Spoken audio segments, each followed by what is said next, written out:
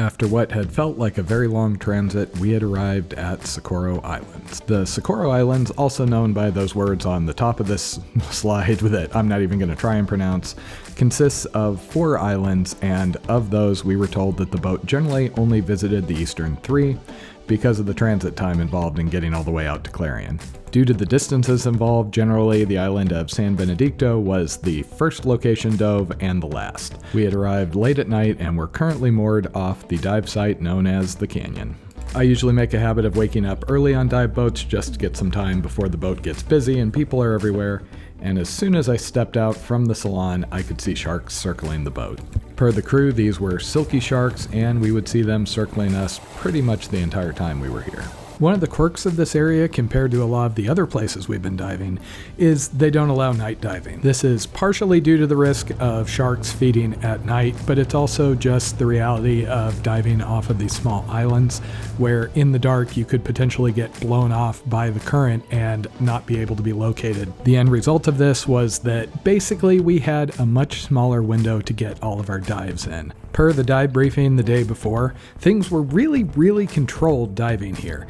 Basically, they didn't want crowds driving off the animals, and so only one boat was allowed to dive at a time. Each boat was given a 1-hour window where they were the only ones allowed to be in the water. Since we had arrived and found another boat there already, we weren't able to dive on the 7 a.m. slot and would be going at 8 o'clock. On the previous dive boats we've done, generally the plan was to dive a location, maybe dive it a second time, but generally the boat was moving around. Here, on the other hand, we were told we would basically be diving the same site 3 or 4 times a day and then moving at the end of the day. This was both due to the fact that it took a long time to move between dive sites, and also if they did move, they didn't know if they were going to get to the next location, only to find that somebody else was already there and there wouldn't be a slot open to dive. During our dive briefing, our guide Marco told us that our plan was to drop down and follow a ridge until we got to a cleaning station at about 90 feet, at which point we would hang out and see what we can see. Again, this was kind of different from what we'd been used to on other trips. The claim to fame of diving in Socorro is these pelagic sharks, mantas, things like that, and you basically have to rely on them coming across you, not you coming across them. If we were lucky, there may be hammerheads that would be out in the blue water section away from the rocks, and he said if we caught any sight of them, we would be taken off to see if we could get close. Finally, 8 o'clock rolled around and it was our turn to get in the water. As usual, all diving had to be done with a guide, but since this was a little more of a budget boat, the dive groups were also 6 clients instead of just 4. We've since decided this is something we're going to try and avoid in the future. Because this island is a volcano, the dive guide said that often there can be ash in the water, which makes visibility a little limited. And sure enough, when we dropped in, it wasn't the most impressive conditions. The good news is it was noticeably warmer than we were diving in Cabo, 80 degrees, and it felt plenty of warm in the 5mm wetsuits that we'd brought. The effect of the warm-up dives in Cabo had been to generally lower our expectations. Here again, we were mostly on rock, and while we were seeing fish and the occasional shark, it just didn't have the same kind of impact. In addition, on the first dive, we had a little bit of current. Nothing too bad, but that does tend to stress me out a little more these days after some bad experiences that happened during my dive master.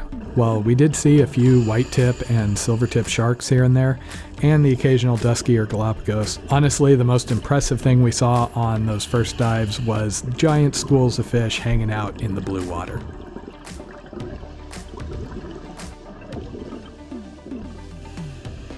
Fortunately, we didn't get completely skunked when it came to the bigger species, and we did have this pod of dolphins that showed up. Unfortunately, they basically just made a single pass and then never came back.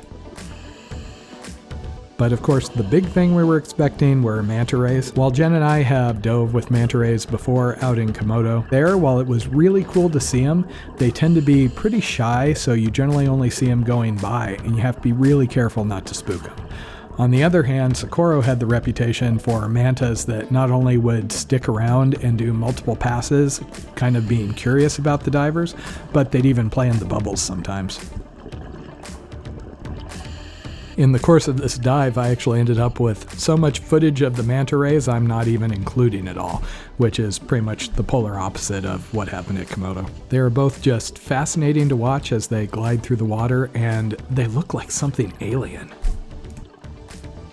We ended up getting to do 4 dives, which were about 50 some minutes apiece, mostly due to the depth involved, and the time on the boat was spent eating and sitting around, and then frantically getting ready for the next dive. One of those things I'd never seen before in the water was a hammerhead, so I was really excited at the potential of seeing a whole swarm of them off in the blue. Unfortunately, the only time we got to see one was on the 4th and final dive of the day, and as you can see, it didn't hang around for long, and it was just too dark to really get any good video footage of it. The last dive happened at 5 o'clock, and by 6 o'clock we were back on the boat getting showered and warmed up. We found out that the crew actually had a surprise for us that night, and instead of being served dinner inside, they had set out a taco bar on the top of the boat. And they even had margaritas.